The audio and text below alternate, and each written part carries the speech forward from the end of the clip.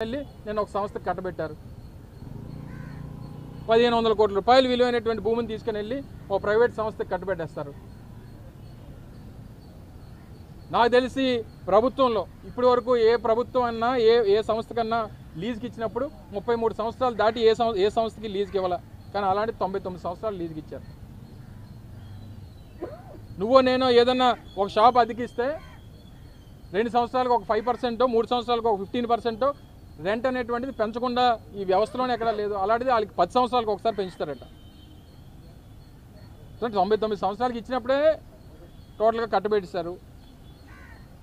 1000 కోట్లు 1500 కోట్ల రూపాయలు విలువైనటువంటి భూమిని సంవత్సరానికి 4.5 కోట్లకి లీజ్కి డబ్బు ఇచ్చేస్తే మీరేంటి, మీరందరూ కూడా ఒక లూలు ఒక మాల్ కట్టవచ్చు, మనకు కూడా భూములు ఇస్తే అలాగా 1500 కోట్ల రూపాయలు విలువైన భూమి ఇస్తే ఒక 500 కోట్లు పెట్టి నువ్వు ఒక షాపింగ్ మాల్ కట్టలేమా? మనం బ్యాంక్ కూడా కళ్ళగద్దుకొని ఇస్తాడు. 1500 కోట్ల రూపాయలు విలువైనటువంటి ల్యాండ్ ఇస్తే 500 కోట్ల రూపాయలు అప్పు బ్యాంక్ కళ్ళ మూసుకొని ఇస్తాడు.